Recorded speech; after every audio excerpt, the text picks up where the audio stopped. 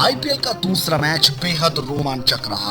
Match आखिरी over तक गया और पुणे ने जीत दर्ज की। पुणे ने मैच 7 विकेट से अपने नाम कर लिया और पुणे की ओर से सबसे ज्यादा रन बनाए हैं कप्तान स्टीव स्मिथ ने, जिन्होंने 84 रन की पारी खेली है। इस पारी में उन्होंने 54 गेंद खेली और 7 चौके और 3 शानदार छक्के भी लगाए। इससे पहले पुणे ने टॉस जीतकर मुंबई को पहले बल्लेबाजी का न्योता दिया था। मुंबई की शुरुआत तो अच्छी रही, लेकिन उसके बाद बल्लेबाज टिक नहीं पाए और एक के बाद एक आउट होते गए।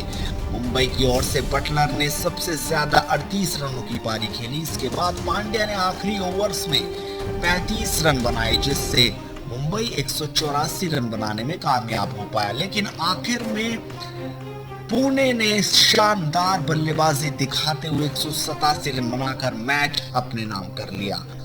वहीं अगर मुंबई की गेंदबाजी की बात करें तो साउथी, पांड्या और मैकगैरी ने एक एक विकेट अपने नाम किया है। तो इस तरह लेखा जोखा रहा मैच का। आपको बता दें कि रोमांचक मैच रहा और आखिरी ओवर में 13 रन बनाने थे। ऐसे में स्टीव स्मिथ ने 2 शानदार लगातार 2 छक्के लगाकर मैच को अपने नाम कर लिया।